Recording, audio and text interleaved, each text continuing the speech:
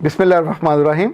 खातिन हज़रात, मैं अख्तर अब्बास और आप सबकी सलामती की दुआओं के साथ अस्सलाम वालेकुम। दो सवाल हैं, एक दाएं तरफ का, एक बाएं साइड का। एक खातून ने पूछा, नबीला हुसैन ने, और कहा है कि क्या औरत की फीलिंग का ख्याल रखना असल ज़िंदगी नहीं है। दूसरा सवाल इसके बिल्कुल बरक्स 180 डिग्री पे वो इस्माइल साहब का। उन्होंने कहा कि ये औरतों के 3 किरदारों ने पूरी ज़िंदगी का तमाशा बना रखा है, इस पे बेहतरीन सूरत क्या होनी चाहिए। बज़ाहिर लगता है एक दूसरे के मुखालफाना सवाल हैं। हाँ, बज़ाहिर तो यही लगता है, पर एक दूसरे से जुड़े हुए सवाल आते। कुछ चीज़ों को समझना होगा, पर उस समझने से पहले कुछ आपकी बातें जो आपने अपने लफ्ज़ों से लिख के भेजी हैं। सैयद सुल्तान इकबाल ने लिखा है, सर आप यूथ के लिए अल्लाह का शानदार गिफ्ट हो, एक एक लफ्ज़ कीमती, मोहब्बत और सिंसेरिटी से भरा हुआ। सुल्तान बेटा बहुत शुक्रिया, आपको ऐसा लगता है ये मेरे लिए एज़ाज़ की बात है। और ज़ैनुल हक ने लिखा है कि मेरी 4 माह बाद शादी है, मेरा आपसे वादा है कि आपकी बताई हुई सारी बातों पे पूरा अमल करूँगा और अल्लाह पाक आपकी दिली मुराद भी पूरी करे। बहुत शुक्रिया।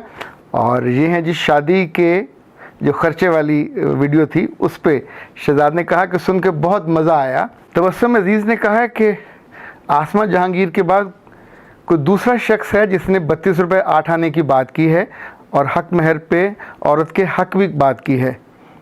अच्छा, मुझे नहीं अंदाज़ा कि आसमा जहांगीर साहबा ने क्या कहा, लेकिन जो बहुत जुल्म की बात है, जो हक महर है, ये लड़की का इस्तेहकाक है, रब ने दिया है, अल्लाह के रसूल ने दिया है, और ये आपके अपने माली पोजीशन और आपकी समाजी पोजीशन के एतबार से है।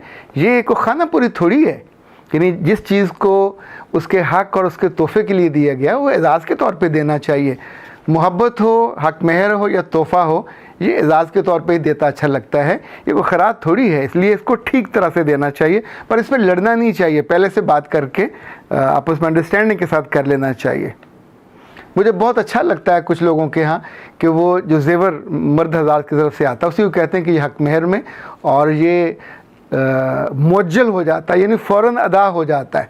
क्योंकि शर्त ये है, बहुत से लोगों को इल्म नहीं है कि लड़की को छूने से पहले, उसके पास जाने से पहले ये इस्तेहकाक है उसका कि उसका हक़ महर पूरे का पूरा मुअज्जल अदा कर दिया जाए, चाहे वो नगद में हो, चाहे सोने की सूरत में या जायदाद की सूरत में। ये जो वादे हैं टरखाने वाले, एक साहब ने मुझसे कहा, मैं तो ये समझता था कि हक़ महर तलाक के लिए होता है कि जब तलाक दी जाएगी तो तब दिया जाएगा। ला हौला वाला कुव्वत। आप 32 रुपये इसलिए रखते हैं कि उस गरीब को फ़ारग करना है, तो फ़ारग करते हुए आपको तकलीफ़ ना हो, इसीलिए फिर दुनिया दूसरी रुख पे गई है। यूरोप में और अमेरिका में मर्दों को लगाम देने के लिए उनकी आधी आधी जायदाद, उनका आधा सरमाया, उनकी ज़िंदगी का जो कुछ उन्होंने कमाया होता है वो डिवोर्स पे, ताकि ये लोगों की आदत ना बन जाए, फिर ये लड़की को दे दिया जाता है।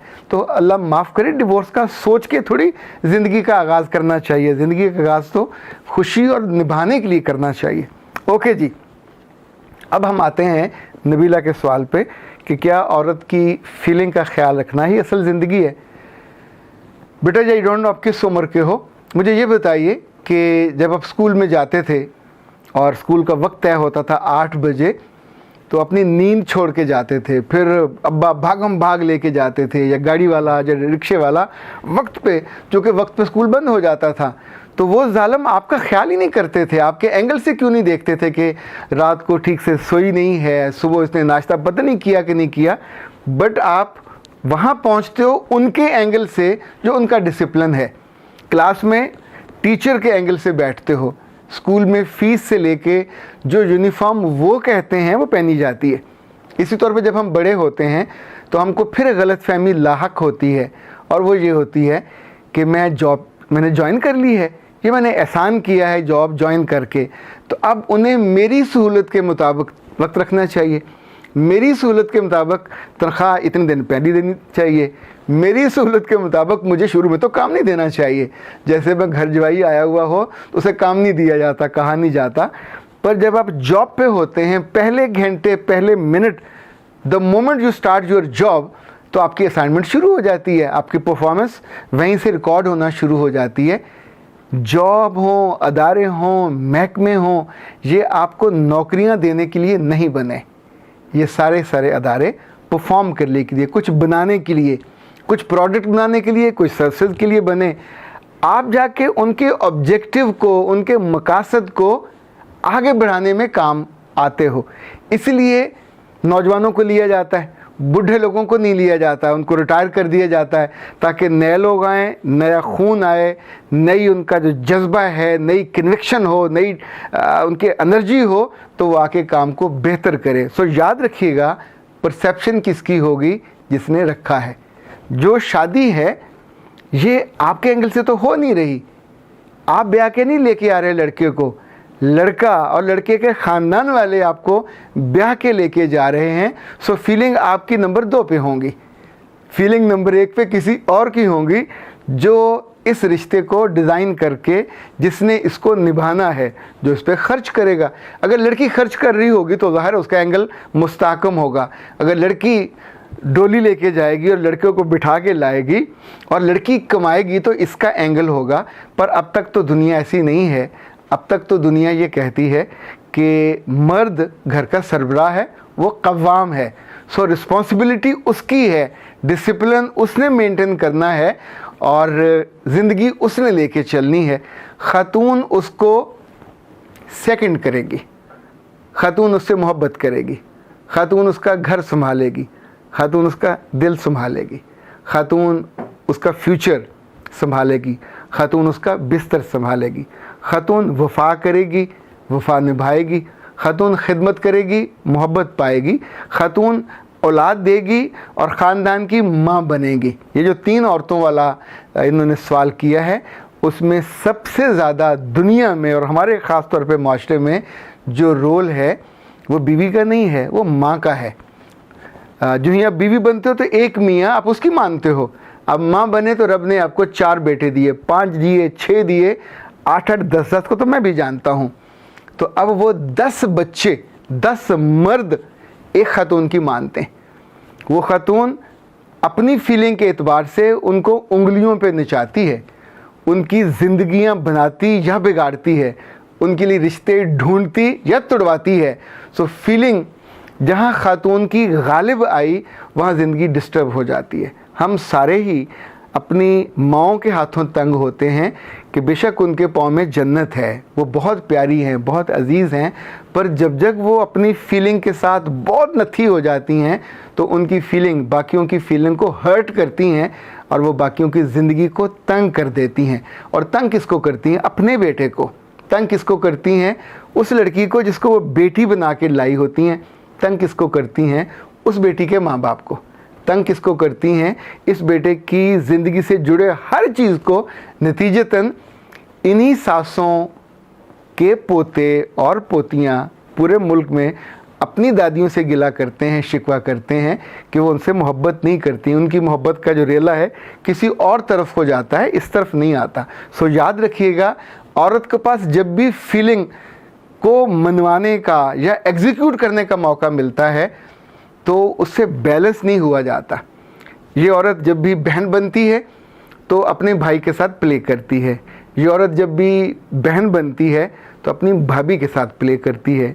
ये औरत जब भी बहन बनती है तो जितने रिश्ते उसके आसपास होते हैं उनको वो रीडिज़ाइन करके अपनी फीलिंग के एतबार से चलाती है।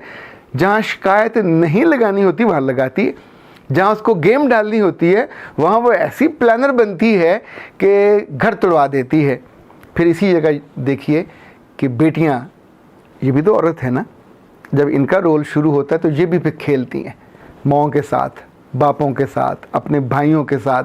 वहाँ उनके जज्बात को कबाड़ा उनका कर देती हैं, उनकी इज़्ज़त का भी कबाड़ा कर देती हैं। जो उनसे तोक़ुआत रखी होती हैं उनको भी ख्वार और ख़राब कर देती हैं। तो ये तीनों सूरतों में अभी हम मर्दों को डिस्कस नहीं कर रहे।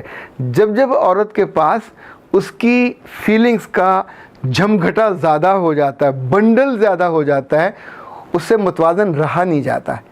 इसीलिए उसके सर पे एक सरबराह रखा गया। पूरी दुनिया में ये होता है, अदारों में भी होता है, घरों में भी होता है, समाज में भी होता है, कबीले में भी होता है। आपको पसंद नहीं है, ओके, नो प्रॉब्लम, पर आपकी ये पसंद है, दुनिया से चलती नहीं है। तो ए नबीला बीबी, याद रखिएगा, ये दुनिया औरत की फीलिंग के एतबार से डिज़ाइन नहीं की गई। یہ اللہ کے اپنے آبجیکٹیوز کے لحاظ سے ڈیزائن کی گئی ہے. وہ کہتا ہے اس سے ایگزامینیشن تم زندگی میں اچھے کام کرو گے آئی وڈ بی ہیپی, تم برے کام کرو گے تو سزا دوں گا لیکن زندگی کے بعد.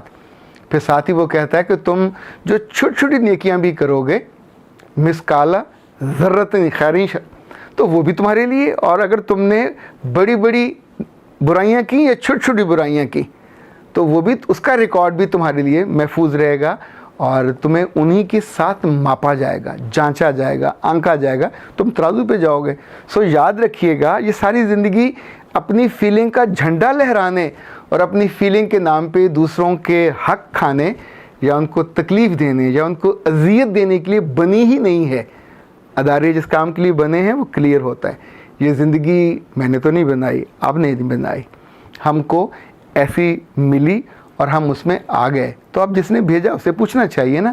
تو وہ بہت کلیئرٹی کے ساتھ کہتا ہے کہ میں نے تو اپنی عبادت کے لیے بنوائی ہے, میں تو ان سب لوگوں کو ٹیسٹ لوں گا, ایگزام ان کا لوں گا کہ یہ زندگی میں اچھے اور برے میں سے کیسے انہوں نے آنکا, کیسے جانچا اور کیسے اپنے آپ کو ان ساری چیزوں سے روکا جو مجھے ناپسند ہے.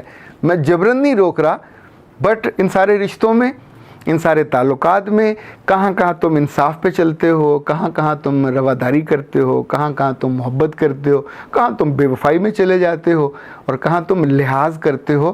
سو جو اپنے دائرے میں بہتر پرفارم کرے گا اس کی فیلنگ کا دنیا میں بھی خیال رکھا جاتا ہے, اور میرا خیال آخرت میں بھی اس کی فیلنگ محفوظ بھی رہیں گی, برتر بھی رہیں گی. اس کو اس کی توقع سے زیادہ میرا رب خوشیاں, گھر, جنت, باغات, نہریں سب دے گا, پر اس کو جو خود غرض نہیں ہوگا. خود غرض بیچارے تو یہاں بھی مارے جائیں گے, وہاں بھی مارے جائیں گے. اختر عباس کو اجازت دیجیے.